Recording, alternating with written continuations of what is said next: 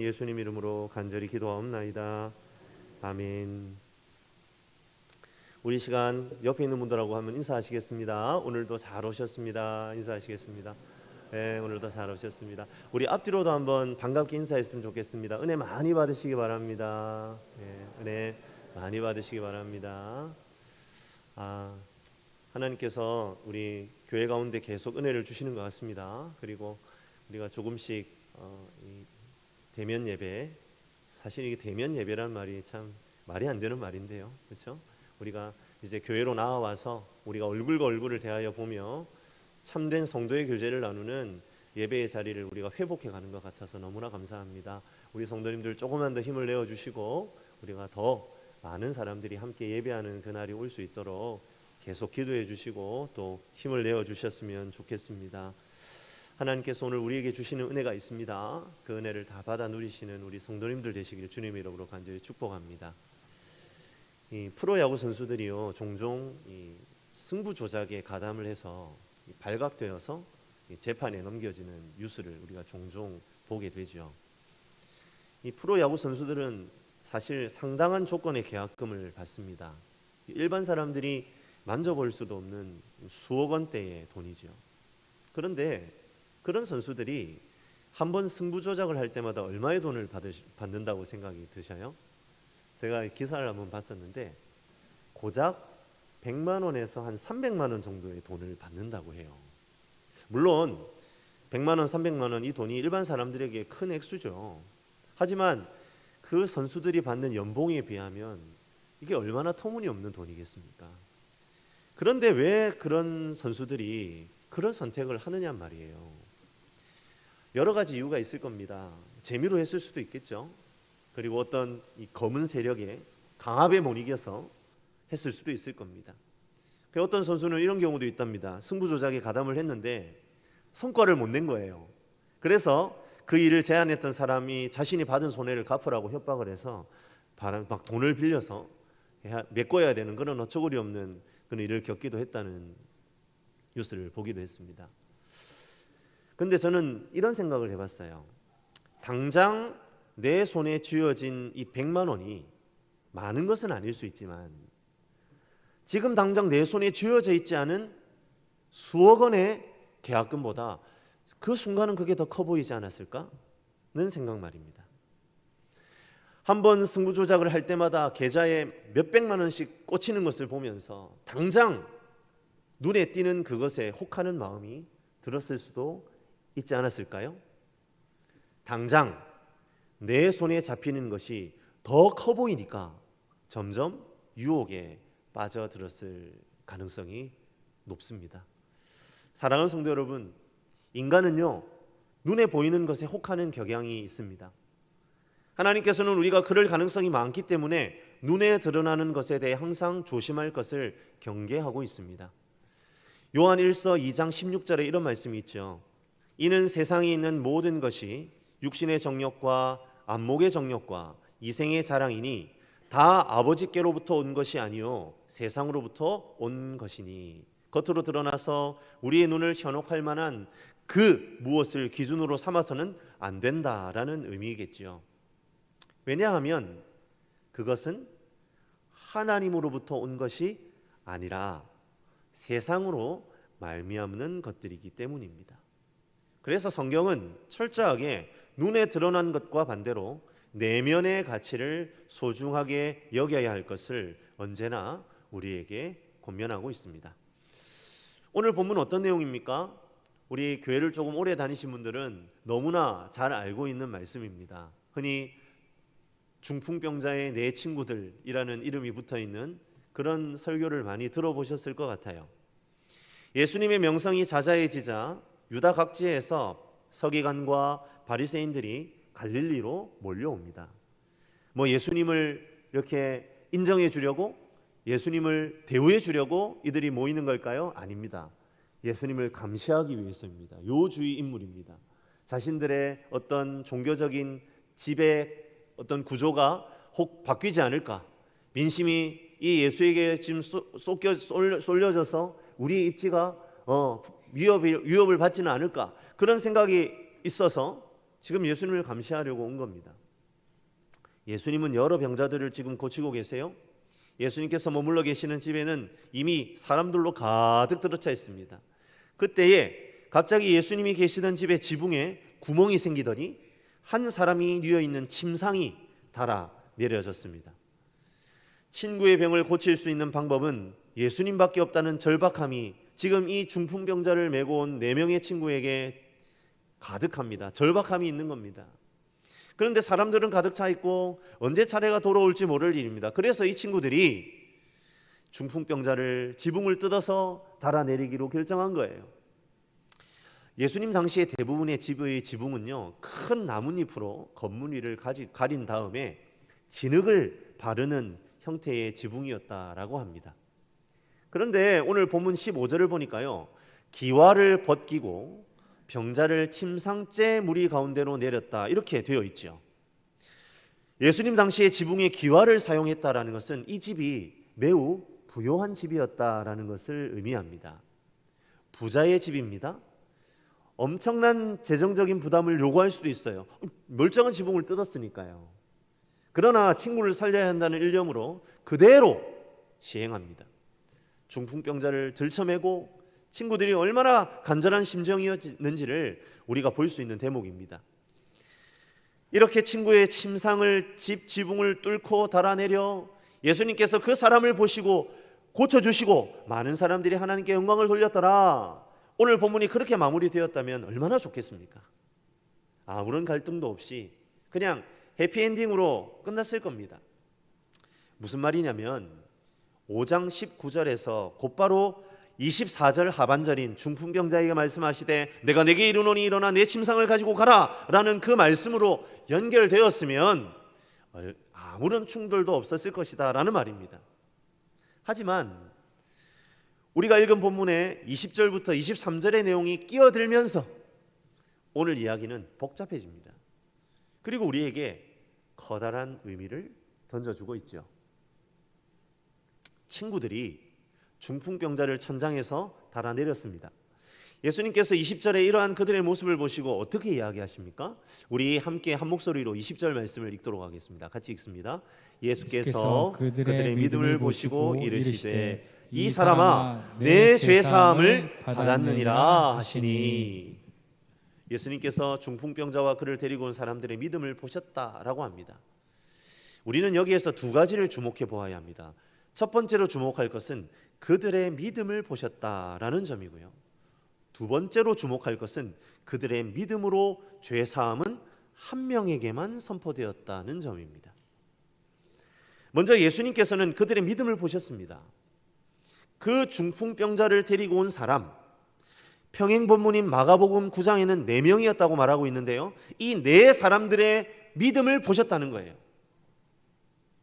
그렇다면 과연 그들의 믿음에 중풍병자의 믿음도 포함되는 것일까요? 예, 포함됩니다. 왜 포함되냐고 자신 있게 말씀드릴 수 있냐면 제가 방금 말씀드린 두 번째로 주목해 보아야 할 부분 때문입니다. 죄 사함의 대상이 한 명뿐이라는 점입니다. 그 한 명은 바로 중풍병자이겠죠. 이상하지 않습니까? 그들의 믿음은 어떤 믿음이었습니까? 그 믿음의 결과 예수님께서 죄 사함을 선포하셨기 때문에 단순히 그들의 믿음은 예수님이라면 중풍병 고칠 수 있을 거야 라고 신뢰하는 수준의 믿음이 아니었다라는 것을 우리는 알 수 있습니다. 예수님은 병만 고치셨거나 아니면 거절하실 수도 있습니다. 그런데 예수님은 죄 사함을 선포하십니다. 그렇다면 그들의 믿음은 어떤 믿음입니까? 예, 구원받은 믿음, 구원받을 믿음, 구원받는 믿음이 맞는 것이겠죠. 그런데 왜 죄 사함은 한 명에게만 주어졌느냐는 말입니다. 여러 학자들이 이 부분을 가지고 논쟁을 벌이지만 결국 답은 하나입니다. 그들의 믿음의 출발점이 바로 중풍병자였고 예수님은 그 중풍병자의 증상을 보신 것이 아니라 마음의 믿음을 보시고 죄 사함을 선포하셨다는 겁니다. 중풍병이라는 것이 사실 지금 이 시대에도 온전하게 낫기가 힘든 병 아닙니까? 우리의 신체의 절반에 해당하는 팔, 다리 전부 또는 일부만의 마비가 일어나는 증상입니다. 뇌혈관에 뇌출혈이 일어나서 뇌 손상이 일어나면서 운동 감각이 마비되어 나타나는 것, 그게 중풍병입니다. 그러하기에 예수님 당시에는 거의 불치의 병이라고 보시면 될 것 같아요. 우리가 읽지는 않았지만 앞선 5장 12절부터 16절에 나타난 나병도 불치의 병입니다. 나병에 걸리면 죄인 취급을 받았던 것처럼 중풍병도 불치의 병이니까 저주받은 것으로 치부되기 십상이었습니다. 그렇다면 중풍병에 걸린 사람의 마음속에 일어난 믿음이 무엇입니까? 이거죠. 예수님께 나아가면 완전하게 고침받는다는 믿음일 것입니다. 그런데 그와 더불어 예수님께서 이 병을 고칠 수 있다면 그분은 단순히 랍비 선생이 아니라 바로 하나님의 아들 메시아일 것이다 라는 믿음이 있었던 겁니다. 그러하기에 예수님은 그 믿음을 보시고 죄사함을 선포하십니다. 이렇게 예수님께서 죄사함을 선포해 버리시는 바람에 그 자리에 진을 치고 있던 서기관과 바리새인들, 이 사람들 뭐 때문에 여기 와 있다고요? 지금 예수님 감시하려고 왔거든요. 아, 이거 예수 우리한테 득이 될까? 아니면 먼저 싹이 났을 때 싹부터 잘라야 되나? 그걸 판단하려고 지금 와 있는 사람들이에요. 그런데 그 사람들이 어떻습니까? 이 얘기를 딱 듣자마자 들끓기 시작합니다. 우리 21절입니다. 21절도 한 목소리로 같이 한번 읽어보겠습니다. 서기관과 바리새인들이 생각하여 이르되 이 신성 모독하는 자가 누구냐? 오직 하나님 외에 누가 능히 죄를 사하겠느냐? 서기관과 바리새인들이 예수님의 죄 사함의 선언을 문제 삼았습니다. 지금 이 자리에 와 있는 바리새인과 서기관들은 어떤 사람들입니까? 쉽게 이야기하자면 이스라엘의 네노라는 종교 지도자들이에요. 율법에 정통하였고 학식이 충만한 사람들입니다. 그들의 상식에서 죄 사함은 사람의 영역이 아닌 하나님의 영역에 속한 일입니다. 그런데 갈릴리 촌구석의 한 목수가 죄가 사여졌다라고 선언하니 얼마나 어처구니가 없는 일이었겠습니까? 그런데 예수님께서 그들의 생각을 읽으시고는 바로 대답을 하십니다. 죄 사함을 받았다는 말이 중풍병이 다 고쳐졌으니 일어나라는 말보다 쉬운 것이다, 이렇게 말씀하십니다. 이 말의 의미가 뭡니까? 죄가 사여졌다는 것은 어디에서 일어나는 일일까요? 그렇습니다. 우리의 내면에서 일어나는 일입니다. 그러하기에 눈에 드러나지 않습니다. 그러하기에 확인할 방법이 있습니까? 없지요. 하지만 자리를 들고 일어나는 것은 눈에 나타나는 것입니다. 눈에 드러나는 것입니다. 바로 증명이 됩니다. 그러하기에 병을 고쳤으니 일어나라는 그 말이 오히려 쉽게 내뱉을 수 있는 말이라는 겁니다. 죄가 사여졌는지 아닌지 눈으로 구분이 되지 않으니 도리어 쉽게 할 수 있는 말이다, 예수님은 변론을 하십니다. 그러면서 예수님은 그렇게 한 말씀을 하신 이유를 다시 한번 친절하게 설명을 해주세요. 제가 24절 상반절을 한번 읽어드리겠습니다. 그러나 인자가 땅에서 죄를 사하는 권세가 있는 줄을 너희로 알게 하리라 하시고. 아멘. 아멘입니까? 아멘. 예수님은 자신에게 부여된 권세가 있다라는 것을 그 자리에 있는 모든 이들에게 알게 하기를 원하셨습니다. 그래서 죄 사함을 선포하는 것을 먼저 하신 거예요. 그리고 곧 이어서 중풍병자에게 자리를 들고 일어날 것 또한 선포하십니다. 중풍병자는 언제 자신의 몸이 굳어 있었냐는 듯이 자리를 들고 그곳을 유유히 빠져나갑니다. 그러자 많은 사람들이 하나님께 영광을 돌려요. 그리고 심히 두려워하며 매우 놀라운 일을 보았다라고 말합니다. 그렇죠. 기적이 일어났습니다. 병이 나았으니까요. 불치병이라 생각했던 것이 회복되었고 그 병자는 정상적인 삶을 살 수 있게 되었습니다. 그리고 예수님의 인기는 어쩌면 더 치솟았을 것 같아요. 와, 예수님 정말 하나님이 사용하시는 분이구나. 예수님은 정말 하나님의 사람이구나. 선지자가 맞다니까. 저 놀라운 기적을 행하는 걸 봐. 수많은 사람들의 외침이 지금 이 자리에까지 들리는 것 같아요. 예, 좋습니다. 예수님이 칭송을 받으시고 하나님께 영광을 돌리는 그림 참 좋습니다.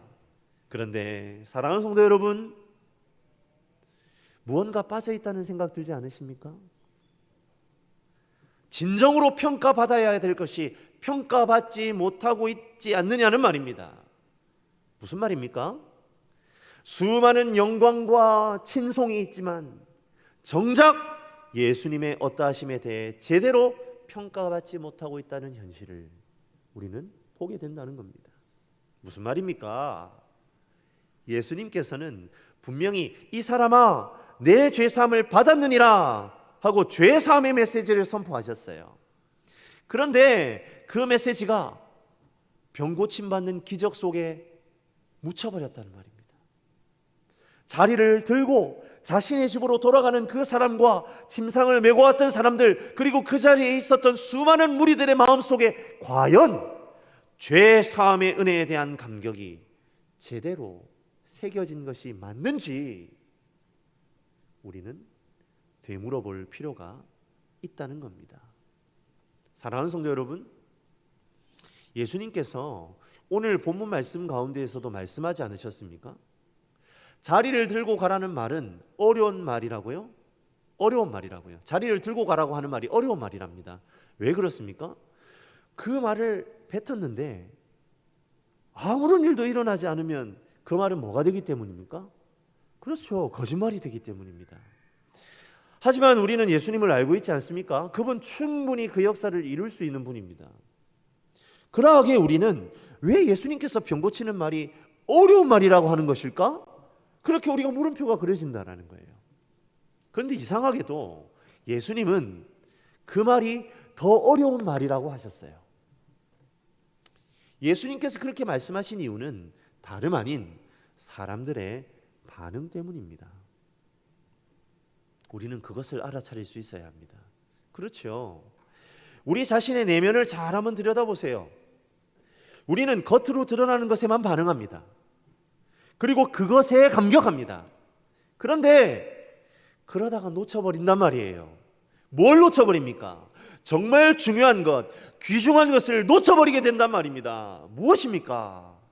바로 죄 사함의 은혜입니다.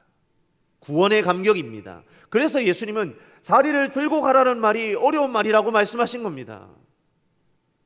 진정한 은혜를 가려버릴 가능성이 있는 말이기 때문에 말하기 어려운 것이라고 말씀하신 거예요.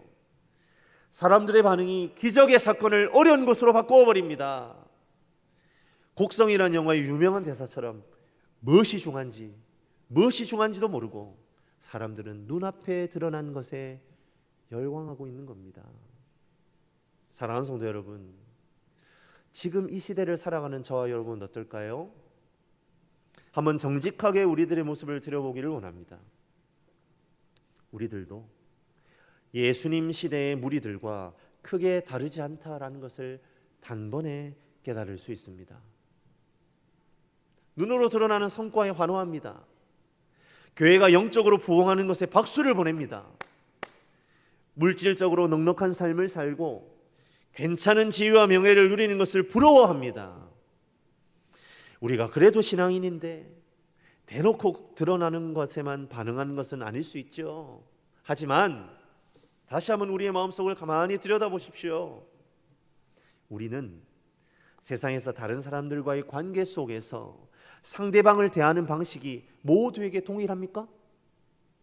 좀 괜찮아 보이고 호대가 멀쩡하면 대우해주고 겉모양이 보니까 별론 것 같아, 그가 남기는 성과가 형편없는 것 같아, 그러면 어떻습니까? 그렇죠. 무시하는 경향이 있는 것은 아니냐, 그렇게 여러분께 한번 질문해 보고 있는 겁니다. 요즘 이 나의 해방일지라는 이 드라마가 뜨고 있습니다. 저만 목사만 그 영역이 없는 그 경건하지 못한 사람으로 만들지 마시고 다들 다 알고 계시잖아요. 한 번 좀 보셨잖아요. 저는 사실 그 드라마를 제대로 한 번도 본 적이 없습니다. 그냥 띄엄띄엄 지나가면서 몇 장면을 보았는데요. 근데 언제 한번 기회가 되면 정말 정주행을 한번 해봐야 되겠다라는 생각이 듭니다. 이 시대의 젊은이들의 아픔, 그들이 어떤 것을 정말 고통으로 여기고 살아가고 있는가, 그걸 정말 여실하게 드러내 보여주는, 뭐 물론 젊은이들만 그렇겠습니까? 지금 온 세대가 어떠한 부분에서 고통을 느끼고 있는가를 좀 보여주고 있는 드라마인 것 같아요. 근데 그 드라마에 이런 장면이 있대요. 그 드라마의 여주인공이 사무실에 다른 동료하고 이렇게 칸막이가 쳐져 있는 보이지 않는 곳에서 차를 마시고 있었습니다. 그런데 이제 점심 식사를 마치고 이제 사무실 사람들이 우르르 들어오는데 한 여자 직원이 남자 직원한테 그 여자 주인공의 이름을 대면서 대리님, 우리 아무개 소개팅 좀 시켜주세요 라고 그렇게 얘기를 하는 거예요. 그러니까 이 남자 직원이 에이, 그 아무개는 아무래도 정이 안 가는 얼굴이야.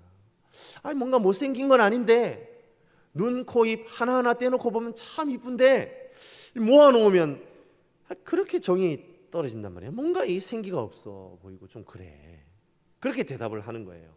그런데 어떻습니까? 그 모든 대화의 내용을 보이지 않는 곳에서 여자 주인공이 다 듣고 있는 그런 장면입니다. 그런 거예요. 그런 겁니다. 이 세상이 그만큼 겉으로 드러난 무엇으로 평가하고 평가받는 세상이라는 겁니다. 하지만 말입니다. 교회는 어떠해야 합니까?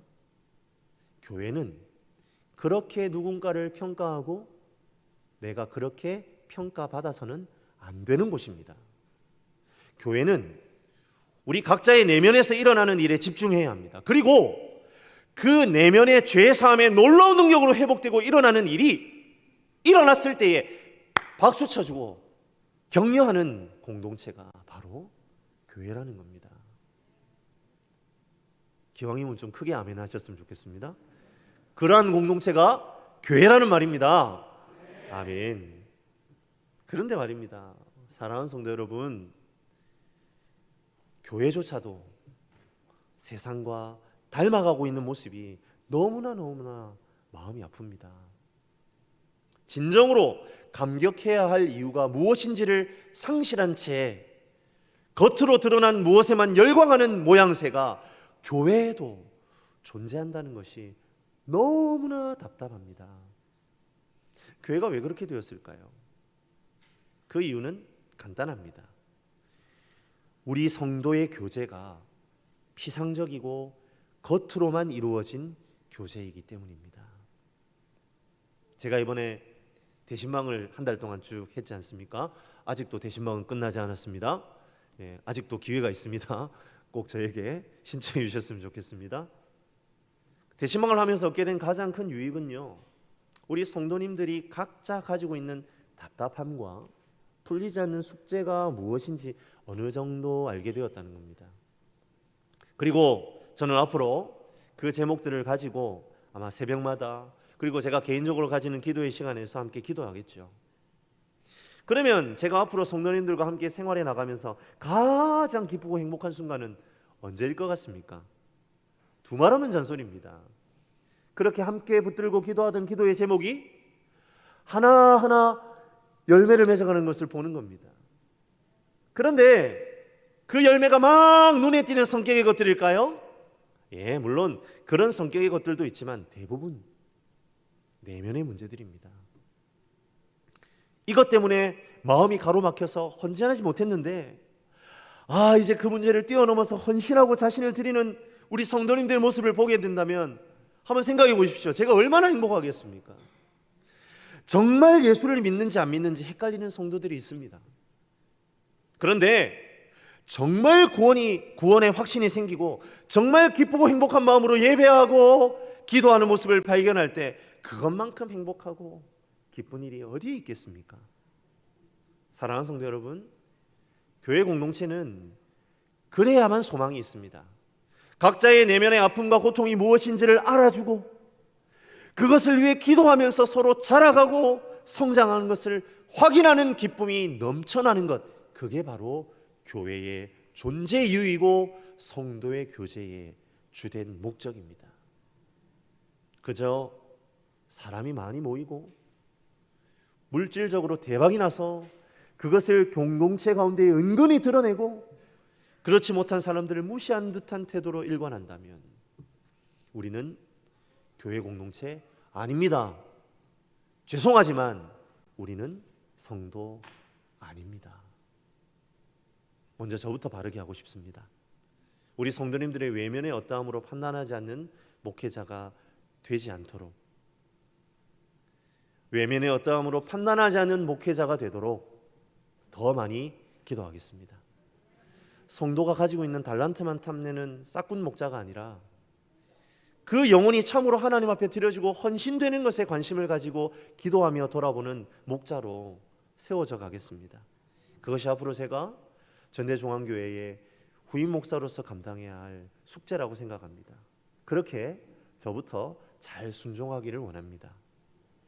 이 시간 우리의 마음속에 새로운 결단이 일어나기를 주님의 이름으로 간절히 축복합니다. 우리가 무엇을 감격하며 살아가야 할지를 바르게 정하고 바라보는 우리 모든 믿음의 권속들이 되시기를 간절히 바랍니다. 우리 각자의 내면의 문제에 귀를 기울이는 성도님들이 되셔야 합니다. 특히 우리 자리에 있는 중직자들께 권합니다. 믿음이 연약한 자들의 삶의 구체적인 아픔들에 귀를 기울이시고 기도해 주는 것이 바로 중직들이 감당해야 될 역할인 줄로 믿으시길 바랍니다. 우리 중직들만 그래야 할까요? 아닙니다. 제가 성도의 교제를 말씀드렸지 않습니까? 성도의 교제는 내가 가지고 있는 것, 좀 좋아 보이는 것 서로 나누고 그 정도의 수준이 아닙니다. 우리가 함께 교제하려고 하는, 우리가 바라보고 있는 우리 식구들이 어떤 아픔이 있고 어떤 고통이 있고 함께 눈물로 울어줄 수 있고 그 눈물 닦아줄 수 있고 서로 얼싸안고 그것 위해서 기도할 수 있는 것, 그리고 그 사람의 기도의 응답이 이루어지면 내일인 것처럼 기뻐해 줄 수 있는 것, 성도님들, 그게 성도의 교제입니다. 브런치 카페에서 얼굴에 뭐 하나씩 가면을 쓰고 그냥 좋은 이야기만, 덕담만 주고 나누는 그것 성도의 교제 아닙니다. 그것이 성도의 교제라고 생각하시면 정말 큰일입니다. 우리 정말 친밀한 하나님 안에서의 성도의 교제가 충만하게 흘러넘치는 우리 전대중앙교회가 되기를 주님의 이름으로 간절히 축복합니다. 말씀을 맺겠습니다. 우리 25절부터 26절 말씀입니다. 같이 한 목소리로 한번 읽어보겠습니다. 그 사람이 그들 앞에서 곧 일어나 그 누웠던 것을 가지고 하나님께 영광을 돌리며 자기 집으로 돌아가니 모든 사람이 놀라 하나님께 영광을 돌리며 심히 두려워하여 이르되 오늘 우리가 놀라운 일을 보았다 하니라. 사랑하는 성도 여러분, 이 시간 우리 모두에게 한번 질문해 보기를 원합니다. 나는 무엇에 감격하고 있습니까? 바리새인과 서기관들이 신성모독이라 여기며 손가락질한 죄의 사함의 선포로 인해 참 자유를 얻게 된다는 믿음의 확신으로 가득 차서 새로운 삶을 얻게 된 그 감격입니까?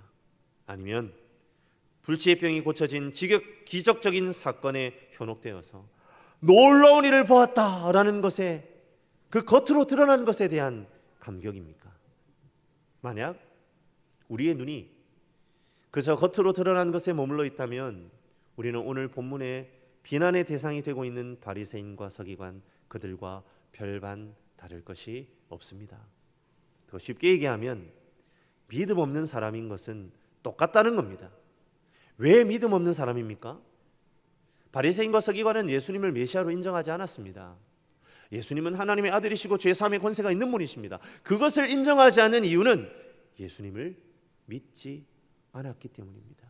반면에 기적적인 사건에 함몰되어 그것에만 취하여 하나님께 영광을 돌리며 박수를 보내는 사람도 앞선 서기관과 바리새인들과 다를 바가 전혀 없습니다.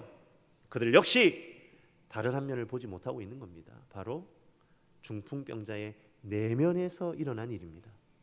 죄 사함의 사건, 구원의 사건입니다. 그들은 그 놀라운 내면에서의 변화에 관심이 없습니다. 그러하기에 그런 의미에서 그들도, 그 무리들도 탄성을 지르며 놀라운 일을 보았다라고 고백하는 그들도 믿음 없는 사람들입니다.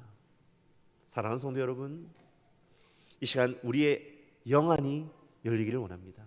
영혼에 대한 관심을 회복하기를 간절히 소원합니다. 참된 성도의 교제가 우리 공동체 안에 충만하기를 바랍니다. 눈에 보이는 것이 나의 생각의 판단 기준이 되어버리면 우리에겐 아무런 일도 일어나지 않습니다. 그리고 그냥 자리에 주저앉아 버릴지도 모릅니다. 오랜 기도의 제목이 응답되지 않아 지쳐있는 사람들에게 눈에 보이는 그 무엇만으로 성공의 기준을 둔다면 우리 모두 다 주저앉아 버릴지도 모르겠습니다. 하지만 말입니다, 우리가 참된 감격의 이유를 회복한다면 이야기는 달라집니다. 우리는 이미 가장 큰 문제인 죄사함의 문제를 해결받은 사람들이기 때문입니다. 아멘입니까? 하나님의 약속을 붙들고 나아가야 합니다. 오늘 이 시간 예수님께서 우리 한 사람 한 사람에게 묻고 계십니다. 너희는 내면의 입이 시작된 사죄의 은총으로 살았느냐, 눈에 드러난 콩고물로 하루하루를 버티며 살아가는 존재냐 라고 말이지요. 뭐라고 대답하시겠습니까? 아무리 어려워 보이고 힘든 문제가 내 앞에 있다 할지라도 그것은 내가 해결받은 죄의 문제보다 클 수 없습니다. 오히려 이제 나의 앞에 있는 문제는 내 인생의 걸림돌이 아니라 하나님을 의지할 수 있는 기도의 제목이 되는 것입니다. 눈앞에 아무것도 드러나게 어떤 것도 보이지 않는다 할지라도 내 안에 감격이 사라지지 않아야 그것이 정상입니다. 부정한 것이 있다면 그것이 기도하라는 뜻인 줄 알고 더욱 기도에 힘쓰며 나아가는 것이 바로 우리가 감당해야 할 일입니다. 이 시간 하나님의 음성에 귀 기울이는 저와 여러분들이 되시기를 주님의 이름으로 간절히 축복합니다. 우리의 감겨진 영안이 열리게 해달라고 구합시다. 이미 엄청난 것을 해결받은 자가 누려야 할 것은 구원의 감격입니다. 내 안에 그 구원의 감격이 회복되기를 주님께 구하며 나아가기를 원합니다. 그때에 하나님과의 관계가 다시 온전해질 줄로 믿습니다. 그리고 내 삶의 질서가 잡힙니다. 그리고 성도와의 교제가 더욱 풍성해질 것입니다. 그 놀라운 비밀을 깨달아 알아가는 저와 여러분들이 되시기를 주님의 이름으로 간절히 축원합니다. 우리 이 시간에 한번 간절한 마음으로 기도하기를 원합니다.